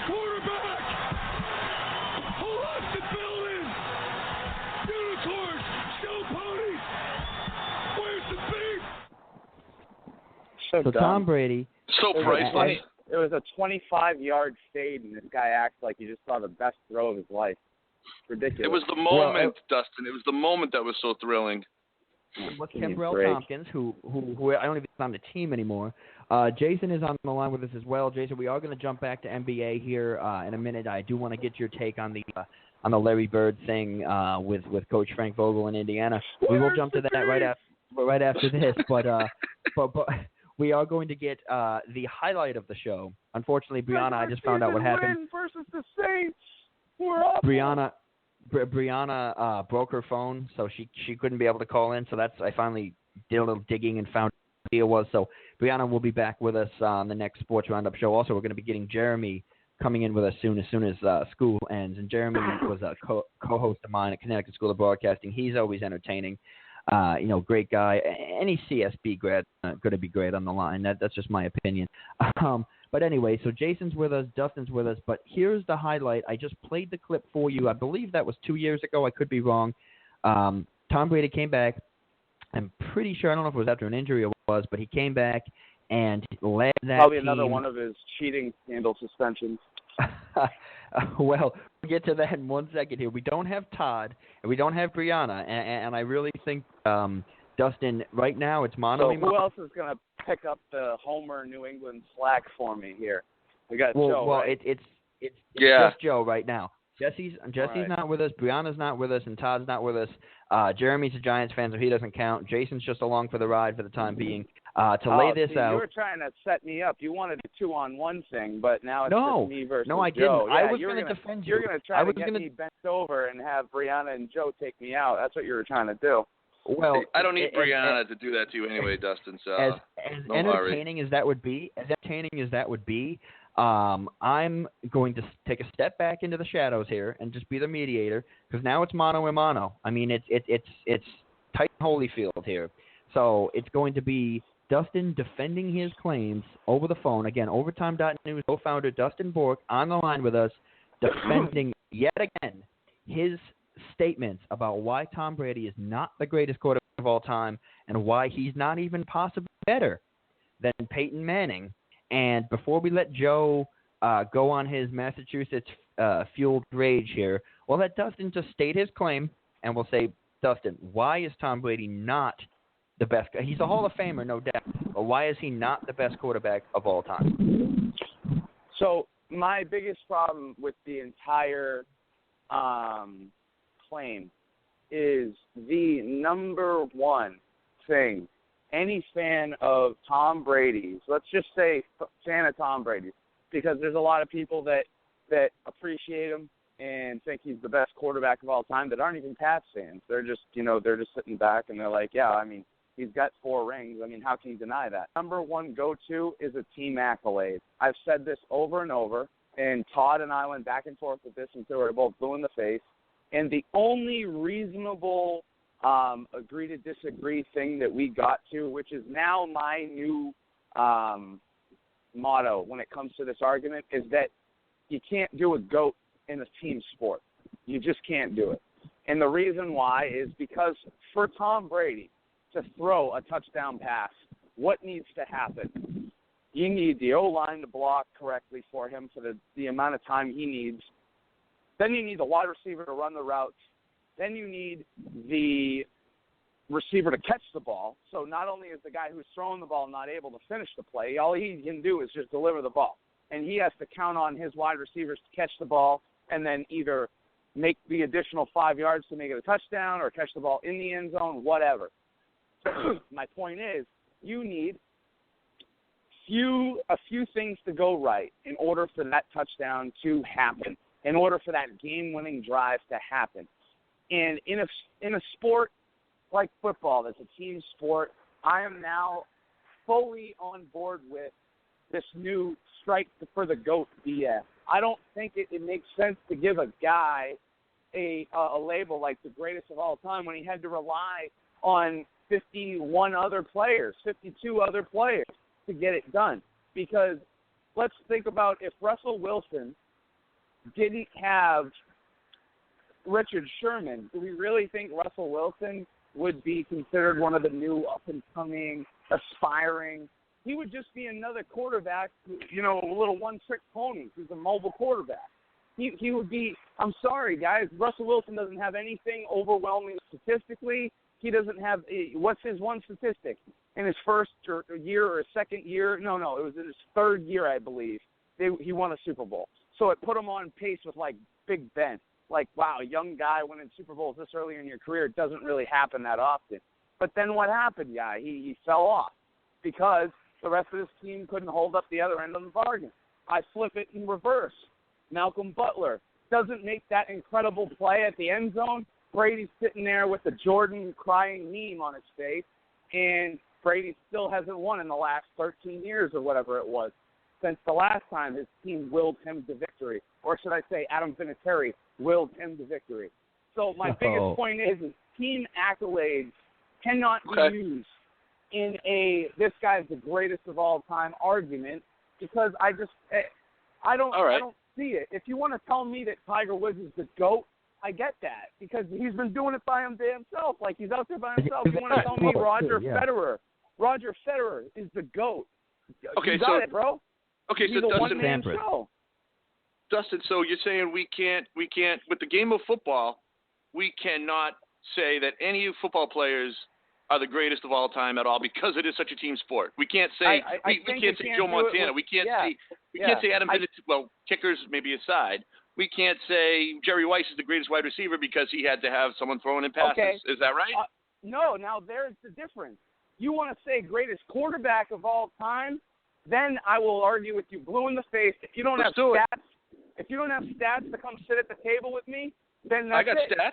You've got no. Brady's got got nothing. stats. Tom Brady's not even top 5 in quarterback statistical categories, and Brady's going to get run him down. a couple of more years. No, legitimately, like Joe, I've legitimately looked this up, and I'll even challenge Chris while we're debating to look it up. Statistically, career passing yards, career passing touchdowns, passer rating. I have it in front of me, Dustin. QBR. It's not when you don't include, like if you separate regular season and postseason, and then you look at the top 5. It's literally like there's so many people that are ahead of Brady. Brady. Dustin, the top 5 passing yards, first of all, I don't think is a great way to measure the performance of a quarterback. It is one, but it's not a good one. Brady is fifth. It might not be moving forward because of the way that the game has evolved, but with a guy who is now closing his career before the aired-out arena football has taken place, that argument isn't valid yet. You want to use that argument in 10 years when Stafford's got the most passing yards, and everyone's like, you can't tell me he's the greatest because he's got the most because his team, he just slings it. Although I get it in 10 years. But he had how about touchdown throws? Yeah, no, that's fine. You can use touchdown Brady's throws. third. Brady's third. Okay. Well, as of right now. Who's ahead of him? Peyton Manning and Brett Favre. Okay. For now, but works. Manning has Manning has 2 more seasons under his belt. Who does? So, Manning has 2 more seasons than Brady. Maybe 3, actually. But how do you figure that? Like, is that on paper because didn't they come into the league at the same time? No. Manning was drafted in '98. And when did Brady get his start? Brady didn't get on the field till 2001. So with that, Manning has that extra. Then take away Manning's busted neck year, so he really only has 2 years. You're using birth dates and years of like in the league. You can't tell me that year that he had under his belt is like can count for his busted neck surgery. And then Brady had the torn ACL year, so he was out a year. And then what else? What other time did they miss? This past season with Manning's, which was probably his worst one, he only played like 6 games or something. Yeah. So you got a guy who's been in the league. I need to know for how many games more than Brady is what I need to know. Yeah, that's actually what I was trying to find out because that's really what matters. Yeah, because if I know games played, then I can sit here and say, okay, when that moment hits, right? Because we all know that Peyton's done, and Tom's probably going to play for 1 or 2 more years. He'll probably keep playing until he gets like a catastrophic injury because that's how bitter of a fuck he is that he wants to have every record when he goes out to make up for the fact that where do you get that? He has never said anything about records. What are you talking about? What do you mean? He's never said anything about playoff records. He doesn't have to say anything. He can actually sit in front of a camera and say it's not about the record, but then his actions show the complete opposite. He played in the preseason to stick it to Roger Goodell this past year, just to get out there, just to prove a point, like I'm not missing any games. He'll do the same thing this year if this thing gets pushed out, like it will, because you know how him and his lawyers are going to handle it. They're going to send it to another appeal or the next level above. And yeah, so he's fighting it, wouldn't you? If you were accused of something you didn't do, wouldn't you fight it all the way to the end? We don't know if he didn't do Why it. not? At this point, if I was the man, right? If I truly believe I'm the man, you can't touch me, I'd take my 4 games vacation and I'd mock the NFL every week of the way, and then I'd come back and then I'd promote that meme that everybody's using that's saying, you bitches have a 4-week head start, I'll see you when I get here, or whatever it is. And it's a picture of Brady calling out an audible. Yeah, well, here's the thing. 4 games is a quarter of the season, bro. That's a lot of time to miss. Yeah, he doesn't want to miss that because he doesn't want to lose. But you know what the thing is, though. What helps my point the most is that the Patriots are probably going to go 3-1 because that's how strong of a team they are. That's how well coached they are, and they're in one of the weakest divisions. I don't know in the entire. They're in one of the weakest divisions. Yeah, I'll give you that. The AFC East has notoriously been weak. One of the reasons it's been weak has one only real threat, and it's the Cardinals. The other 3 are jokes. Yeah. Well, listen. Let's turn it back to you. Said Peyton Manning is better than Brady. I mean, if we can't say that there's a GOAT, Dustin, when you look at the entire body of work, and when you look at how they played, one had little to no coaching help, and one had the greatest coach of all time in his corner. The other one, Manning had Dungy. Dungy was a good coach. Yeah, Dungy, and that's when they won. Oh yeah. The only time they ever won was when they had a good coach. We all know that. Yeah, we all know that Coach Dungy was the one that was up there telling Peyton which plays to call. Peyton Manning is a one-man team. He's an offensive coordinator. He's the head coach. He's the one out there that he's changing everything at the line. Tom Brady. How do you explain the 9-1 and dones with Peyton Manning? How do you explain the 9-1 and dones in the playoffs with Peyton Manning? The team around him. Dustin said it was a team sport. The team around him. He would throw picks. He's notorious for throwing picks in the playoffs. He's had terrible games. He's never thrown an interception in a playoff game? No, it's the timing of the picks. How about that Super Bowl when he threw it right into the hands of the Saints cornerback there? What was his name? Roman Harper. Thank you. Yeah. How about that one? Who's now in jail for rape? He threw it across his body. I can tell you right now in my head. How about the crucial moment for the Patriots when they were trying to lock up home court advantage? I think a couple years back. They're playing in the rain in Cincinnati, and Brady throws the interception to lose the game. Everybody forgets about that. That was in the regular season. Everyone throws picks. We're talking about the Super Bowl. Peyton Manning is known for choking. That's what he's known for. Brady is known for winning. Manning is known for choking in the playoffs. That kind of tells all you need to know. So this is my point. With New England fans. They only want to argue the things that they believe are in their corner. No, I'll argue everything. Favor. So that's the point. An interception in the playoffs is just the same as an interception in the regular season. It is absolutely not. It is absolutely not, and you know that, Dustin. It's total BS, though, because you want to know why? Because the game is won or lost either way. So whether that interception at the end of the game means your season's over or it means you've lost the game, the value of the interception is not any different. The game is over. You've lost the game.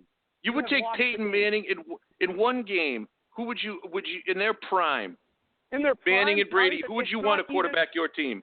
Let me tell you this. In their prime, it's not even a question. Peyton Manning over Tom Brady in their prime, because Peyton, when he was a robot, people couldn't even touch him. People couldn't even get in his head.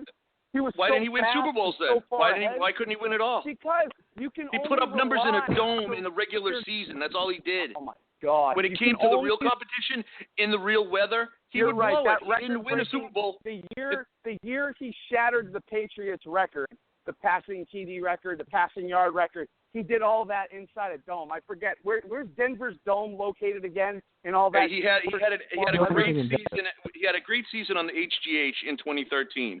I can't take that. I will not take that away from Peyton. Well, I guess we will have. But he had a great regular season. Again, a great regular season. He's really good when it doesn't count. I'm saying, well, I guess we'll have to cancel out the cheating with the cheating, right? Because Peyton took his wife's HGH, and Tom's been cheating since 2001. I think HGH and a few things at a few whatever it is decimals in a football are a much bigger deal. Really? What about stealing the opposing team's place so you know everything? That's nothing to do with Brady. That's nothing. This is turning into a I hate Patriots argument. Right. No, Let's talk Manning, Brady. It's turning into how do you defend a guy as the greatest of all time when his entire name is associated with cheating, Joe? You can't. I can defend the guy as the greatest of all time, and I'm not going to start with the four championships because I think that's just frosting on the cake. Then you can't do it without stats. Is my point. Exactly. The stats and the winning. Those are the two things that define how good somebody is. Okay, so the that's stats where and the winning. That's where my argument with Todd goes out the window because all Todd wanted to do was say stats don't work, can't do stats. Stats work, and Brady's got stats. Brady's got both. He's got the winning and the stats. But that's why he's the greatest. No. He doesn't have the greatest stats, does he? That's no, my but point. He's got some of them. He but can't by the time even get past. He can't even get past my boy in Lambeau, who holds the second passing numbers. So when he gets on Favre's level, you give me a call. If you tell me that Favre is better than Brady, you're smoking something, Dustin. I'm telling you right now that he doesn't have just because he's passed for more yards, more touchdowns. Come on, Brett Favre in the '90s when football was he was good then. He was great then. He was an MVP 3 times in a row. Listen, when football was a man's sport and you could get hit and you could actually play and not get a defensive pass interference call to get you 50 yards. When football was a man's sport, Brett Favre dominated and evolved the game, took it to a whole new level, said, I'm slinging it. And everybody says, interceptions. I would rather have somebody throw the ball up, give their wide receiver a chance to make a great play and get the interception than to have the conservative Bill Belichick that's going to punt the ball every 5 minutes. I would rather have then if you want to lose, that's fine. That's fine. You want to play that way, you lose. That's okay. Right, because we know that Brett Favre isn't the winningest quarterback either, right? So this is my point. Brett Favre won his share of games. Now, if he was more conservative, would he have won more? I can't tell you that because then if you tell me if he was more conservative, he loses his gunslinger mentality. Maybe he doesn't shatter all those records. So he doesn't have to be more conservative. He just has to be a little smarter. Like his last season with the Vikings in the playoffs, losing games like that with that across his body throw in the last minute of the game. This is That's what Favre does. He's a gunslinger. You get the bad with the good. You're right about that.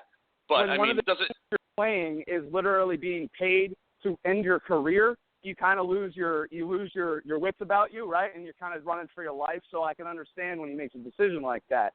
But this is my point: is the NFL is full of a bunch of scandal, right? So everything from Bountygate to all left and right. I mean, I don't even have to bring up Deflategate because before Deflategate there was Spygate.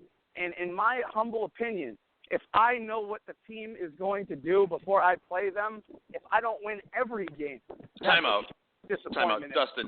Dustin, I don't want to argue Spygate, Deflategate, and all that crap. But because you can't. Because I can't. But that's not what we're here to argue. That's not what we're here to argue about. But when you're in the news, you can't argue those things. Dustin, let me tell you this much. I think as a good sports fan, as I'm sure you are, and I am, and everyone here and who's listening, I think we can all agree that when the Patriots got busted for Spygate, it's something that every team was doing. The Patriots got caught. Give me a break. You can't tell me that when you go out, right, and you kill somebody and they pull you into court and they say, well, why did you do that? Well, you can't tell me I'm the only person who's ever killed somebody before, so don't lock me up. So that's a really bad analogy, Dustin. I think you got to try some other analogy, bro. It's the same damn thing, Joe, because you're going to basically tell me you're justifying your cheating with saying that everyone else is doing it. Now we're back. No, I'm not justifying it. I'm telling you they didn't have an advantage. Oh, okay. So because everyone else was doing it too. Okay. So until I guess like this is just like listen, and I don't mean to categorize New England fans, but it's always like stand by your man. You're easily the most loyal group. I get it. There's a reason why they call Madison. The Jungle, Boston's.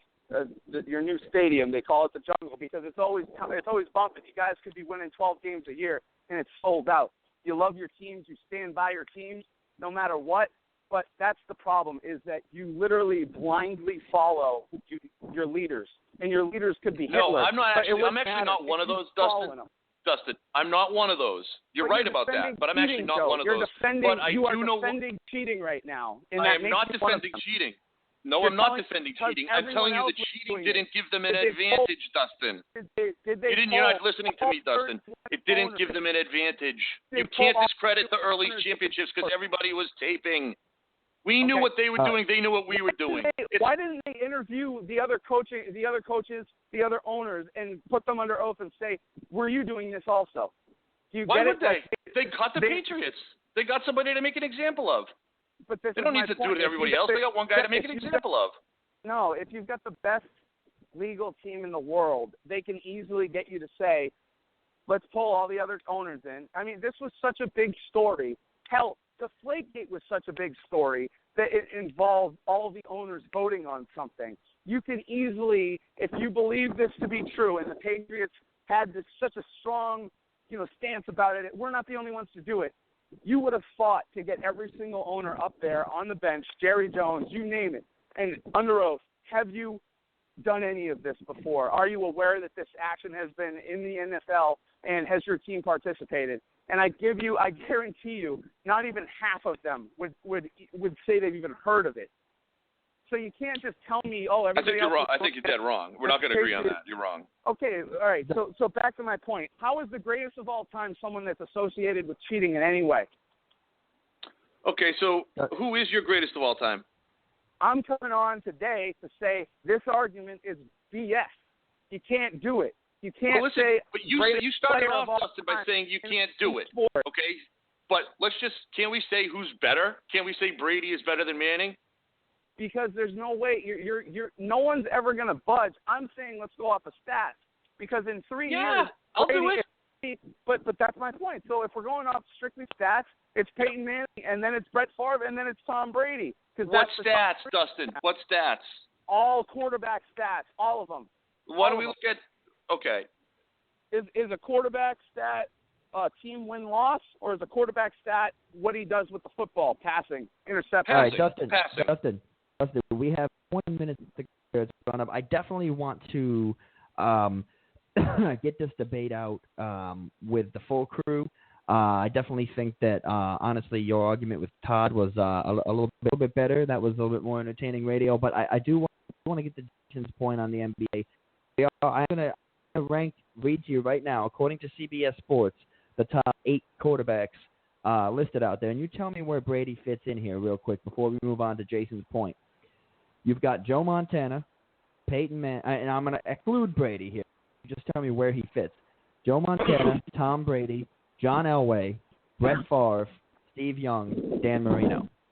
I meant Tom Brady. I mean, where does Brady? Brett Favre doesn't even belong up there with the '90s greats, in my opinion. I think you move Brett Favre all the way to the bottom behind Steve Young, and then right behind Brett Favre is Tom Brady, because Brady can't even hold Elway's candle. And Marino, did anybody say Marino? Is Marino on there? Yeah, Dan Marino's. Yeah, he's on the list. I think he's the best quarterback to never win a Super Bowl.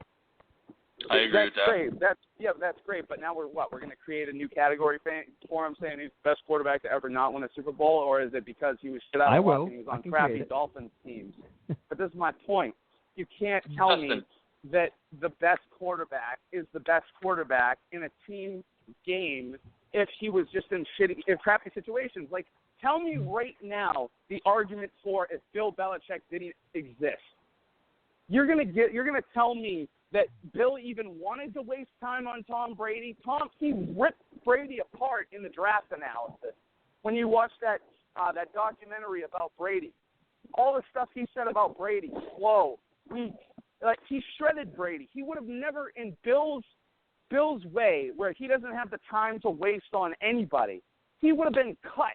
I don't even think he would have made the team that second year. If Bledsoe doesn't go out, Patriots don't win the Super Bowl from Brady coming in and having a great defense. I don't know what this has to do with Brady being the greatest of all time, but go ahead. He's easily had the best coach of all time. That's what it has to do with. You can't tell me that Bill Belichick shouldn't have the damn trophy named after him. You can't penalize Brady for having a great coach. Hell? No, but what you can do is realize that when you have a great coach, you kind of have an advantage over everybody else for winning, right? Because guess what? the only for thing winning, that not he for does. stats. Exactly. So that's why I'm trying to muff out your little BS winning thing right now, and Todd's and Jeremy's and everybody else who's in love with 4 Super Bowls and they win all the time. How about this one? This is the problem with me is that I know a lot more stats than a lot of New England guys. I'm not saying this is you, but I'm saying a lot of the fair weather bandwagon New England fans. Tom Brady, they've been to the AFC Championship game. I think it's like 11 or 12 times. It's something stupid and ridiculous.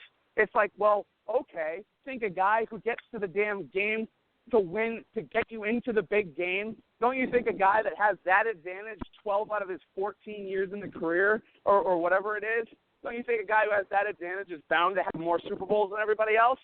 Is that an individual stat thing or is that a team thing? That's a team thing. That's a coaching thing. Now, he gets to buy tickets to get into the big dance a lot more than everybody else. What if you gave those same privileges to Aaron Rodgers? What if you gave those same privileges to Peyton Manning, to Brett Favre? Maybe they'd have more than one championship, two championships too. So Dustin, let me ask you, if you had to choose your top 5 quarterbacks of all time, what standard of evaluation would you use? I go strictly QB stats for that position. What stat, though? What stat? I take or what them all. couple of I take stats? the passing. All of I them? take the passing yards, passing touchdowns, the QBR I like, and then the passer rating is. I don't know. I'm not a big fan of it because I'm pretty sure the passer rating is the one that includes like 3rd and 10. What do you do? Throw a no, quick that's the ESPN QBR. The okay, passer so rating. If we're talking QBR, one of them, better quarterback than Brady. But one of them includes stupid stuff like, do you take a timeout in a crucial Yeah, moment? that one I don't like either. That one's fucked up. I don't like that one because that one seems more like total team also. Because if you're all of a sudden not enough time on the play clock and the coach calls a timeout for you, that you can't give that credit to the quarterback.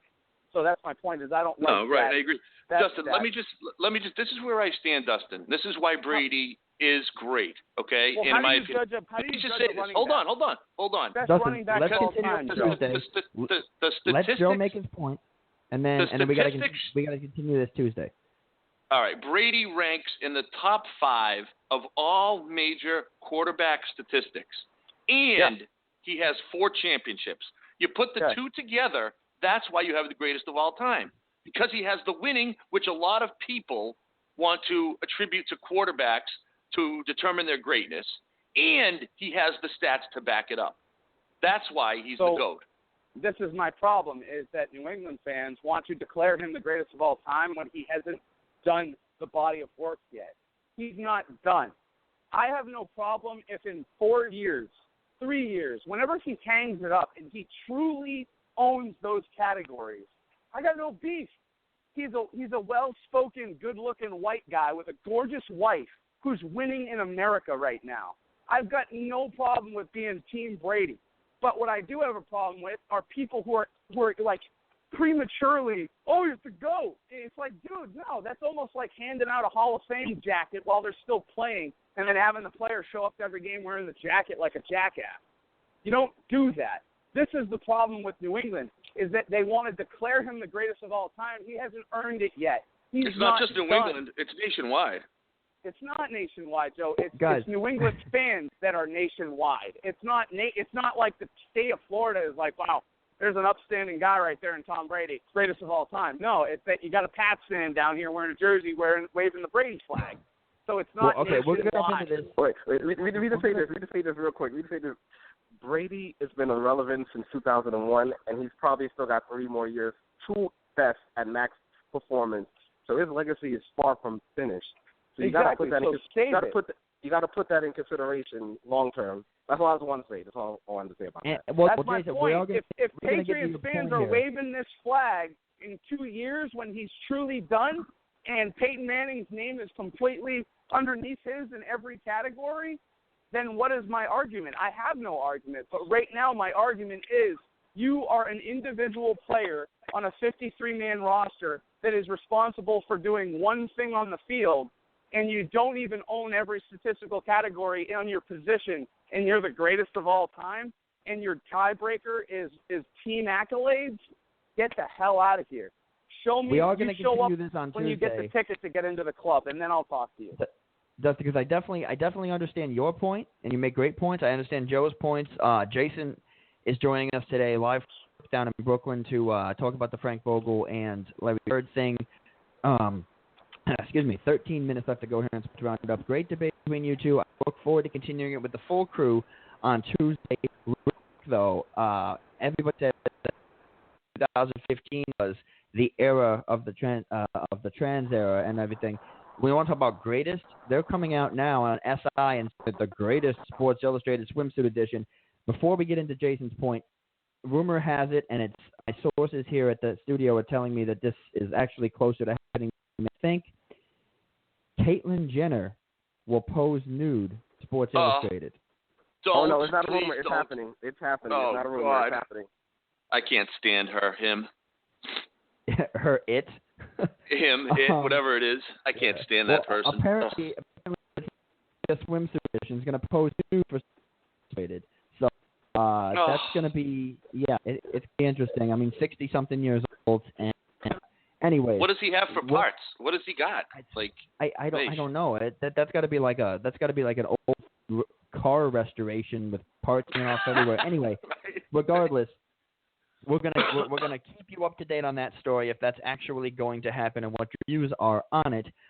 Jason was nice enough to call in today, and again, we are going to continue the debate. I know my chat box is blowing up right now. People have opinions left and right in the Brady thing.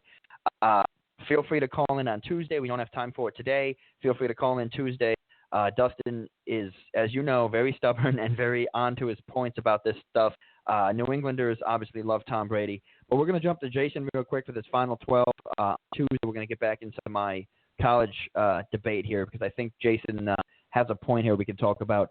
Jason, you mentioned you want to talk about the Larry Bird thing. In the final 13 minutes here, what's your beef with Larry Bird? I feel like he fired Frank Vogel prematurely. I mean, the team was without Paul George for a whole season. They didn't make the playoffs. That's fair. But you didn't do anything to really help the coach situation. You didn't improve the roster. You pretty much left it as is, and now you're firing a great coach. Now, all of a sudden, Frank Vogel's going to be the hottest commodity out there. I think Luke Walton took the Laker job prematurely because there's a lot of better jobs out there. Now, just to say, if the Pacers had won that first-round series, would he still be coach? Toronto's job would be available. And who's to say Toronto's job won't be available if they get swept by the Heat? So there's a lot of great jobs out there, and I think Luke, he prematurely took the Laker job. Now, all of a sudden, I could see someone like a Mark Jackson coming in and taking Indiana job, or even a Kevin McHale, but with Larry Bird actually just shot that down. But I thought Kevin McHale would be a great addition to Indiana, help build up that Boston Celtic culture over there. But I just think it was a premature situation where he lost his job. He did the best he could. The Pacers, in my opinion, overachieved. They finished 7th in the East, considering they pretty much have one superstar and a bunch of B players, and they took the mighty Toronto Raptors to Game 7 to a bad ref call that could have tied the game and sent it to overtime. But now a guy lost his job because of all of this. I just think it's total BS what Larry Bird did. And, again, there's a lot of great jobs out there. I think Luke panicked and took the first job that he was offered. He would have been a great fit for the Pacers. It's funny. We were talking about NBA officiating before you came on about how bad the officiating has been in the NBA playoffs this year and over the past couple of years. And now it's cost someone their job. That's amazing. That's not going to get reported in the media, but it really cost someone their job. And the Kyle Lowry thing, he was clearly out of bounds, but they counted that half-court shot. That Spurs game debacle, as exciting as it was. So, we talked a little bit about this earlier on in the show. The NBA refereeing, I think that they're at a bit of a disadvantage to the NFL, even the MLB, because of the replay. I mean, the NFL goes under the hood. They get told by 10 different sources what the call should be, blah, blah, blah, blah, blah. In NBA, it's more human error. They go over, they look at the replay, they go over, they look at the replay, and they say, all right, that's what I think happened. And they just make the call. They don't have a guy in New York in their headset saying, nope, this is the official rule, this is the call it this way.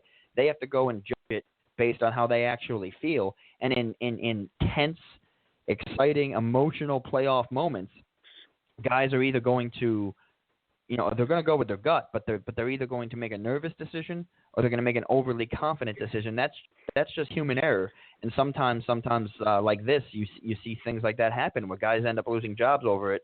I mean, because honestly, I don't think anybody would say that if they beat the Raptors in the first round, he wouldn't be gone, obviously. But right. I think that we've seen it left and right with players getting affected, teams getting affected, outcomes get affected. And I just think, what would you propose for the NBA to change the officiating problems that they've had? I honestly, I think the referee should be held accountable. If you screw up two times a game, and the league has to send a memo saying, "Yeah, we messed up on that call," you reprimand them, and then after 3 reprimands, then you fire them. You got to hold the refs accountable, just like you hold the players accountable. It's the only way in all sports. It's the only way things will be the checks and balances. That's the only way things will get better. Well, it's almost like in the MLB. If the MLB guys mess up a couple times, they take them off a game. You look at the MLB, who was that guy, the Andre Scalera per game or whatever it was that he messed up, and it was clearly out. He called it safe, messed up the perfect game, this and that. He was taken off of a playoff game that year. He wasn't allowed to referee playoff games. So it's maybe they need to do something like that. The NBA has become more of a, I guess Joe and I determined to become a finesse league instead of a physical league. Guys like LeBron James and Steph Curry, you can't breathe on them without getting a foul call. But in certain ways, I think that the NBA refs, they have a hard job. It's a fast-paced game, it's an action-packed game, and they have to make the decision: do we want to let the guy play, or do we want to dictate the game? And sometimes I think it goes with it as well. Because guys are going to say, oh, well, they're not going to get away with that while I'm playing, and I know the rule book. And other guys are going to be like, it's basketball, let them play. It really all kind of depends on the ref's opinion, and it can't. When you're in that kind of position, you can't append it, and you have to go by the rule book. As much as it sucks, as much as the fans won't like it, that's your job. True. So, but no, Jason's a resident NBA guy.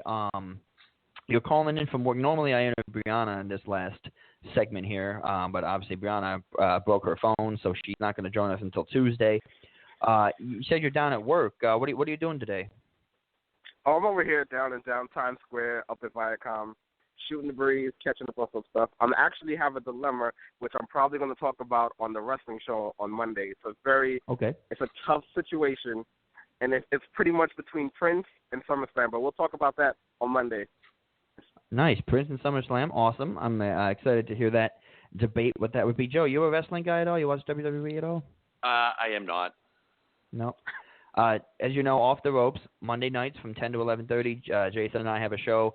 We're also going to be introducing a new trio member to that. I don't know if it'll be on this week, maybe next week, but it's one of the top wrestling shows out right now. We just kind of go over how much WWE sucks compared to how it did when we grew up, basically, is what we talk about. But we do have topics. We don't just rant the whole time.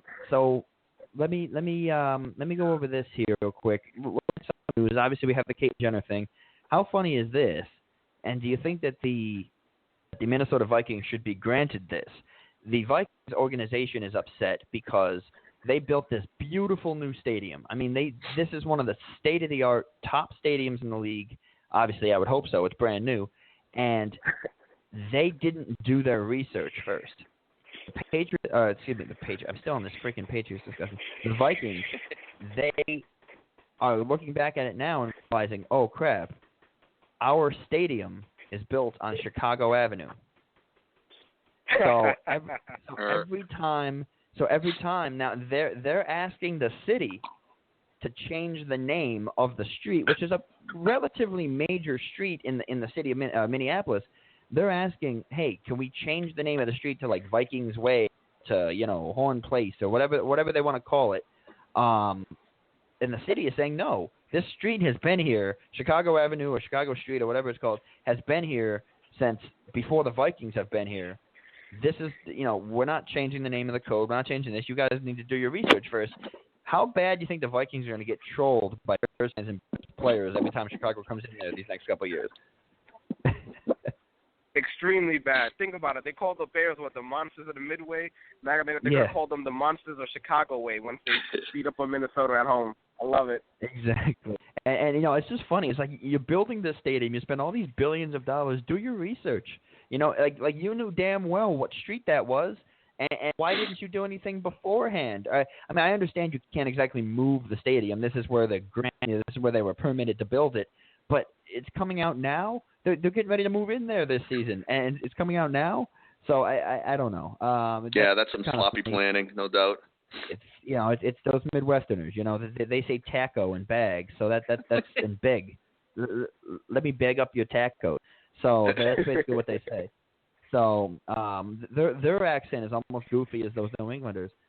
I'm getting we're here and said feels had the Caitlin thing that is going to probably go down, posing nude for Sports Illustrated. Let's see what else we got. Is no longer posing nude. Blah blah blah. Okay, Jordan Parsons, MMA fighter, dies from injuries following a hit and run accident. I don't know. I just kind of find that. I don't find it funny that he died. I just kind of with everything that happened with Conor McGregor wanting to retire because his friend died in the ring. MMA, I think this discussion we'll go into on Tuesday. MMA is kind of a blood sport, UFC, and it's as close as we're going to see to Roman gladiator combat.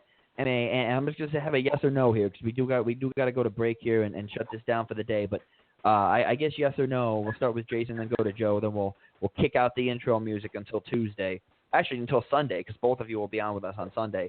MMA, is it one of those sports that should be sort of regulated, that they should have rules in place for, I guess, player safety, quote-unquote, or do you like the willy-nilly go take its head off atmosphere? I like the willy-nilly go take your head off. Yeah, you I like savage. I agree. You're I like both the savoges. Somebody's I like die the in the ring. blood sport. You guys are both terrible people. And we are here for Sports Roundup. It's Americans. That we love stuff. One last time we talked about wrestling. China. Rest in China. Rest in peace, Prince. Big shout outs to 105 The Team, ESPN Radio here in Albany, New York. And we are going to see you on Sunday for Satellite Sundays and see you on next Tuesday, actually. I don't know the date off the top of my head, but we're going to see that for Sports Roundup. Hopefully we'll have Jeremy, Brianna, Joe will be back with us. Jason will be here, hopefully. And we're going to go from there. So until next time, let me just find the outro music here before I do my little exit. Until... There he is. Next time. Dead man walking. You've done it now. You've done and made a big mistake. And I can't allow you to think you can just walk away. So turn around and face the piper you're gonna pay. 'Cause the end is now. This is gonna be your judgment day.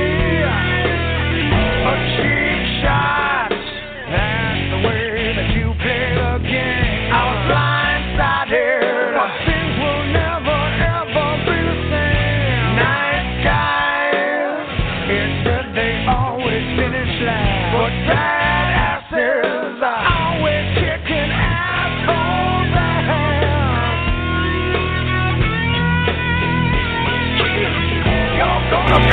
You're gonna pay.